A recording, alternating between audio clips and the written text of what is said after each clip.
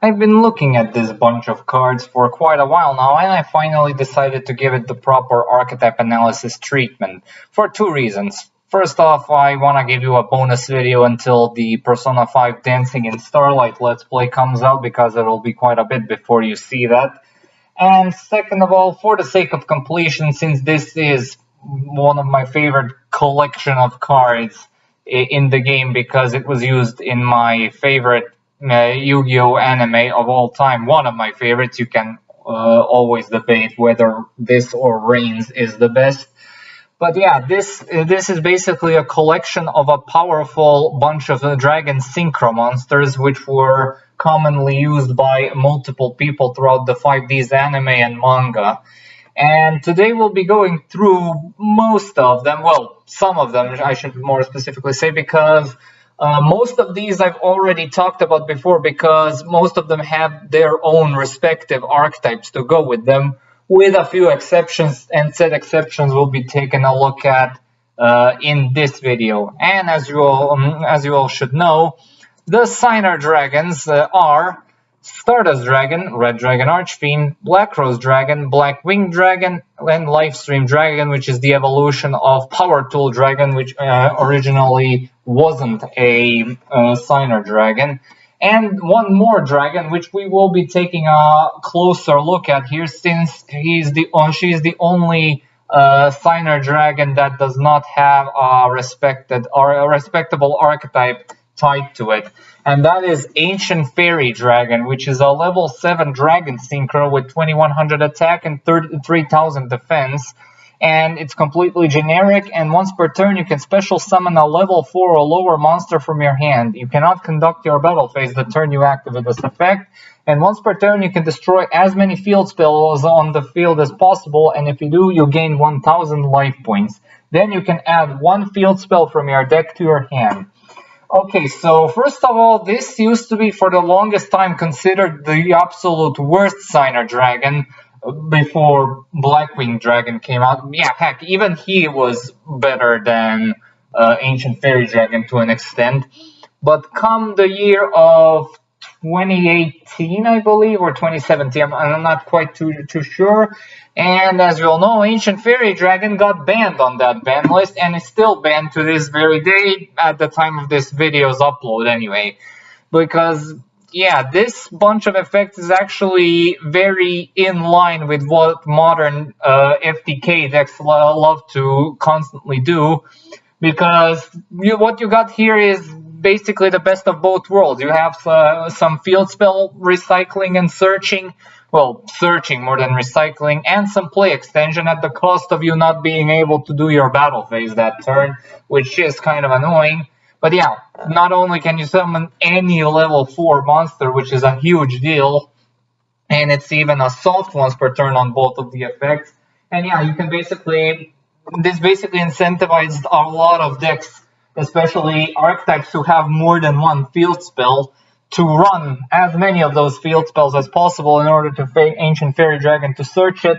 You also gain that pointless 1000 life points, and yeah, and you can basically get a lot of mileage from basically field spell searching. So yeah, no wonder it got banned as soon as it did. But I really do hope they bring her back, because I would love to play this now, since since the Link era is basically one of the best periods of time this thing has seen, since it can basically provide a lot of utility with its two effects. So yeah. Then we have its manga counterpart, which is still unlimited at 3 copies, that being Ancient Pixie Dragon. It has the exact same stats and level as the original, except it's a dark attribute this time around. And after resolving a field spell card that was activated during your turn, you can draw 1 card. You can only use this effect once per turn, and once per turn you can target a face-up attack position monster on the field, destroy that target, and there must be a face-up field spell in order to activate and resolve this effect. It's fine. It's about that's about the best I can say about this thing. I mean, yeah, the hard once per turn draw power on activating a field spell is neat, but it's a bit odd that they specifically made it into a hard once per turn. But yeah, this card was actually released years before the original Ancient Fairy Dragon got banned. And yeah, the target and pop effect is also kind of fine, but there are a lot of cards which are immune to targeting. But and then again, simple spot removal on an easy to make extra deck monster with solid stats is always good to have around, especially since you can use it as material for other monsters later on. But overall, I think this card overall pales in comparisons to the anime version. So yeah, I guess run by preference, if anything. Now, there's technically Regulus, this thing, but it's only mentioned in the Wikia as part of the archetype due to lore reasons, as one of the anime-only cards actually that supports Ancient Fairy Dragon requires Regulus to be on the field. And the only thing this card does is allow you to once per turn select a field spell card in your graveyard and return it to the deck. So yeah, I guess he's meant to recover the field spells that Ancient Fairy Dragon blows up, so yeah. Now that would conclude the anime lineup of Signer Dragons, and now we're moving on to the manga Duel Dragons. And the first one we have is Void Ogre Dragon, which is the part of the Infernity archetype, which I covered years ago, so I will be skipping it here. But what we will be talking about is what most of the other monsters, starting off with Bills of the Diabolic Dragons. This is a level 8 Dragon Synchro with 3000 attack and defense. Requires a Dark Tuner, one or more non-tuner monsters, and cannot be destroyed by battle or card effects. If you take damage from an attack, involving this card or from an opponent's card effect, this card gains attack equal to the damage you took. Now, this card was actually used by a manga-only character, but that went by the name Sect Idwin. And yeah, other than that, it used to be an absolute fear factor during its inception because it was virtually unstoppable. Because any attempt to hurt the owner of the card or simply destroy it only made the card stronger. And yeah, this was immediately splashed into any possible Dark Tuner Synchro deck that could afford to make it. Infernities used to swear by it during the earlier days of Synchro spamming. And yeah, you gotta understand that this was way before the time when easily accessible floodgates such as Fiendish Chain were present in the game. So we're talking like mid 2009 to early 2010. And yeah, it definitely the game definitely spawned a lot of outs to this thing, but it still has the potential to find itself in the occasional Dark Tuner Synchro deck because it's overall a very good card to have around. So yeah, it's a really nice level 8 generic, well, almost generic Synchro, and what else can I say about it? The card's really good. Now, moving on to its evolution, that being Bilzius of the Diabolic Dragons. This is a level 10 with 4000 attack and defense. This time also requires a Dark Tuner, although this one requires 2 or more non-tuner monsters. And this one has the exact same protection effect as Bills, and other monsters you control cannot attack. Once per turn, you can target one monster your opponent controls. Any battle damage from your opponent takes from attacks involving this card this turn is halved. Also, change that monster's attack to 0, and if you do, gain life points equal to its original attack. Now, the utility on this one isn't as grand as Bill's, seeing how it's a bit more complicated to make, but the effects are actually really, lore-wise, really nicely condensed to be a logical evolution of Bill's. First of all, this one has way more attack. Well, not way more, it's only 1000 more attack and defense. And the only downside about this thing is that it prevents all your other monsters from attacking, which kind of sucks. But what you get for that is basically a monster which is meant to replenish all the life points that you were forced to suffer through with Bill's, at the cost of not having the same attack increasing effect as Bill's, but it can clear the opponent's monster's attack away, dropping it all the way down to 0, and also at the cost of halving all battle damage this card inflicts, which is not that big of an issue. Yeah, really, the only glaring downside is The fact that that all the other monsters are unable to attack while this thing is on the field. But yeah, if now deck is capable of making a level 10 synchro monster that is not Leo, this thing is usually the other level 10 monster that the deck is going to make. So yeah, this one's also good. Now this was the last of Sects cards, and now we move on to the to our semi-final Duel Dragon. That being a fusion monster of all things, Necronether Soul Dragon. This is a level 8 fusion, dragon fusion monster with 3000 attack and 0 defense. Requires 2 zombie monsters as material and must first be fusion summoned. Monsters cannot be destroyed by battle with this card, and at the end of the damage step, if this card battled a monster that has an original level, the monster's attack becomes 0. Also, if that monster is still face up on the field, special summon a Dark Soul token, a zombie dark monster with 0 defense, and when summoned, the level and attack become equal to the original level and attack of that monster. And you can only control one of these things per turn. Well, one of these period on the field at all times. To say the least, this is the last thing you want to use if you're using 2 zombie type monsters as fusion material, but thankfully, it's any zombie type monster, so you can make the excuse that it's a decently generic card. Oh, hey, at least if you're playing Zombie World Control, this can be an excellent super poly target in order to make the opponent's field clear. But yeah, with one level 2 tuner, this card becomes a monumentally better card.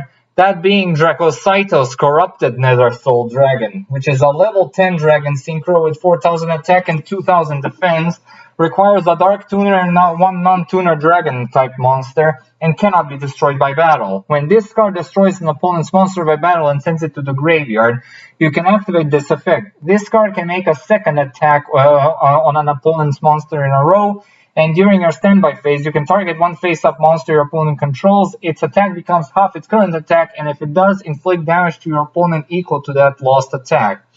Now, this is actually really good. This card used to see a hell of a lot of play back in the day, and it still sees consistent plays even today because it's surprisingly easy to make. In fact, Bills is the monster that you usually summon first before going into this thing. So yeah, this card can occasionally be a better Billsius, in fact. When a deck usually runs a level 10 synchro, it's usually Leo is the first choice, this thing is the second choice, and Billsius is the third choice.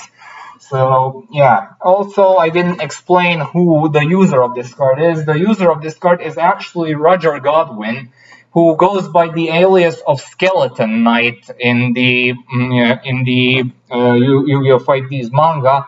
And unlike spiders, he uses zombies in that deck, because in his deck in the manga, because yeah, it makes sense considering Dragonecro's material. So yeah, this one's really good. And he also sees constant playing Malefic decks due to parallel gears effect. So yeah, this is an imperative to run if you can actually make it in your level 10 synchro lineup, which you most often can, so you always run it.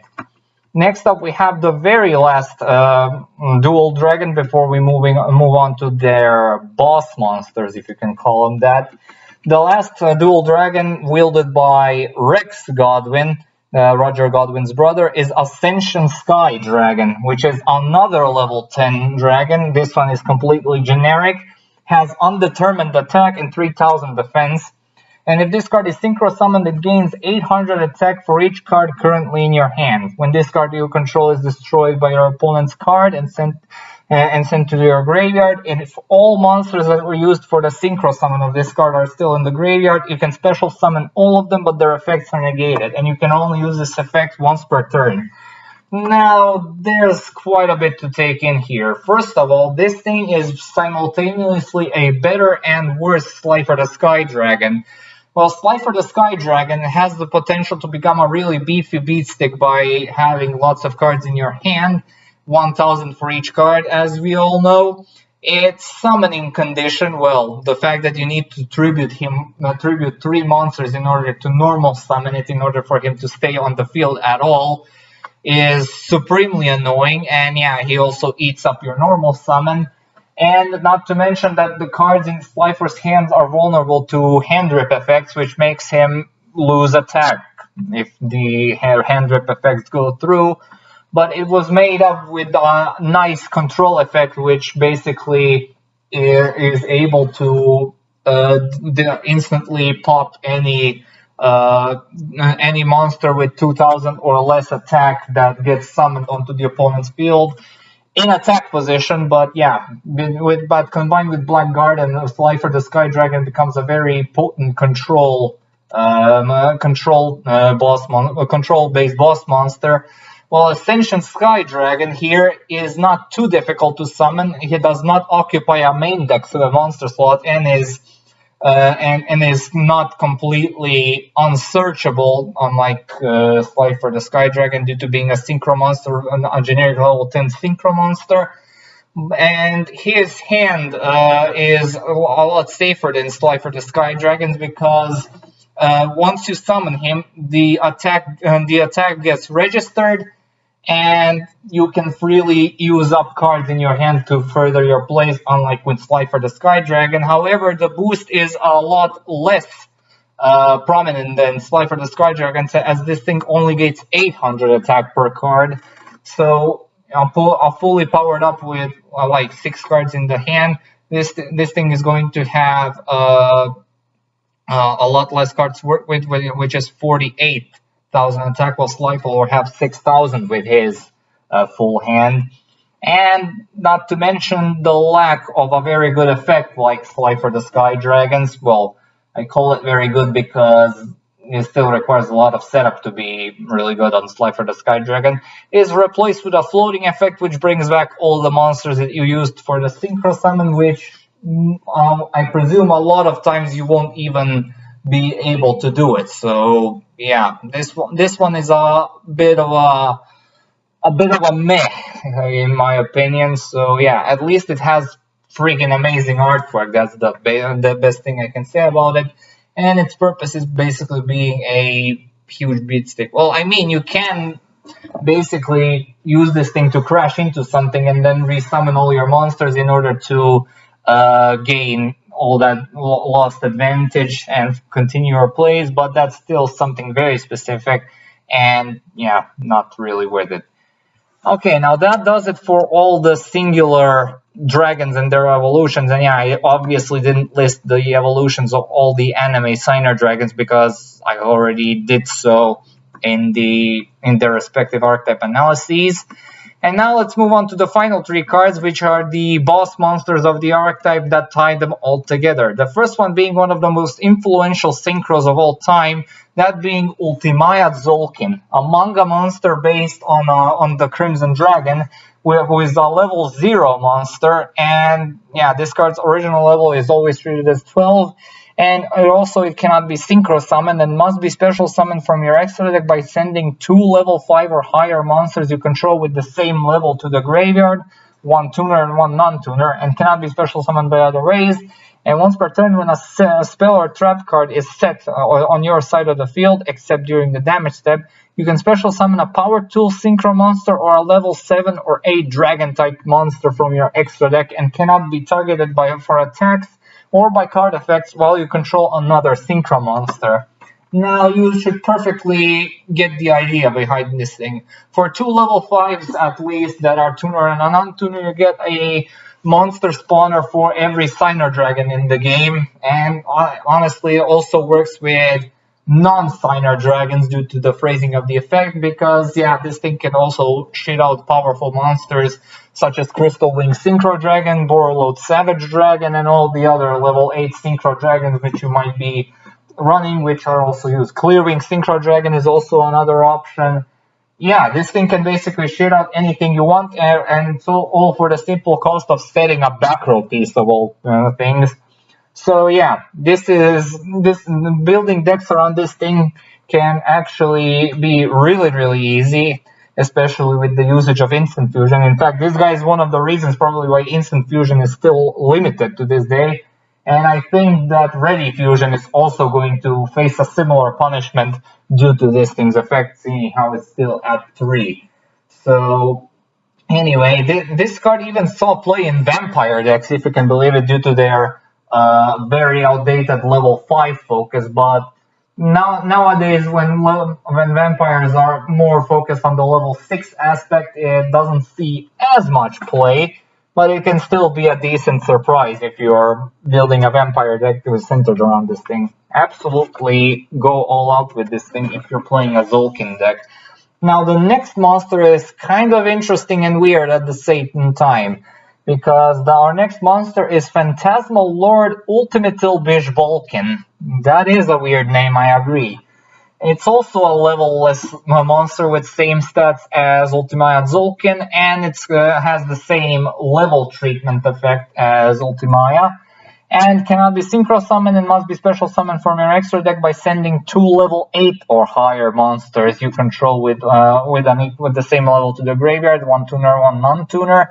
It cannot be special summoned by other ways. It cannot be destroyed by card effects. This card gains 1000 attack for each monster on the field.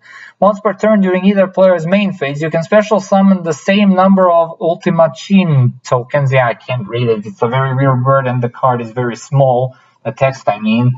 And they are Fiend type Dark level 1 with attack 0 and defense 0 on each player's field in defense position, so as to summon as many as possible. Also, this card cannot attack for the rest of this turn. Now, this one is basically Ultimaya that is a bit more difficult to summon, as the minimal levels now need to be 8 or more if you can afford to make it, which makes this card a lot harder to summon than Ultimatezulkin, who was very splashable thanks to instant fusion and ready fusion. And thanks to its actual effect, it's meant to be a very gimmicky OTK card, which had a lot of flair back when it was released and up until the Arc 5 era. But Link monsters came around, and this card's effect became a lot less impressive and powerful due to the fact that the opponent can simply link those tokens away. And yeah, I mean, with summon prevention, you can actually make this thing become a really big beat stick. And I think you can actually manipulate this thing's effect in order to maybe trigger the effect of Nibiru yourself by using this thing's effect. So, yeah. This is a fun card to occasionally try building a deck around, but it's obviously pales in comparison in comparison to Zulkin, who is basically a fantastic card who can grant you access to any synchro monster, any dragon synchro monster you might so desire, assuming it's the correct level, of course. And what I definitely do not like more than Zulkin is our final monster, the Link 4 Dual Link Dragon, the Duel Dragon. This is a Link 4 monster, once again, who has the 0 attack and points left, right, bottom left, and bottom right. Requires 2 or more monsters, of which one of is at least a synchro monster. And during the main phase, quick effect, you can banish 1 power tool synchro monster or 1 level 7 or 8 dragon synchro monster from your extra deck. Special summon a dual dragon token with the same type, attribute, level, attack, and defense as that monster had in the extra deck. And you can only use this effect of dueling dragon and dual dragon once per turn. While you control a dual dragon token, your opponent's monsters cannot target this card for attacks. Also, your opponent cannot target this thing with card effects. It's the exact same effect, protection effect as Ultimatezulkin. Now, to let it all sink in, this is probably one of the worst cards ever printed for a very good reason. Dumping a synchro monster from your extra deck to spawn a token is bafflingly bad, beyond terrible. And what's even funnier is that this thing's price is so high that it makes you scream in anguish when you rethink reality of everything. And to add insult to injury, it's not even that It's not too difficult to make, but it has absolutely zero synergy with the rest of the archetype, if you can call it that. So yeah, walk away and never look back at this thing again. It's because it's that terrible. Now, seeing how this is technically a tech archetype, this is not going to go through a standard grading scale because it really doesn't need to.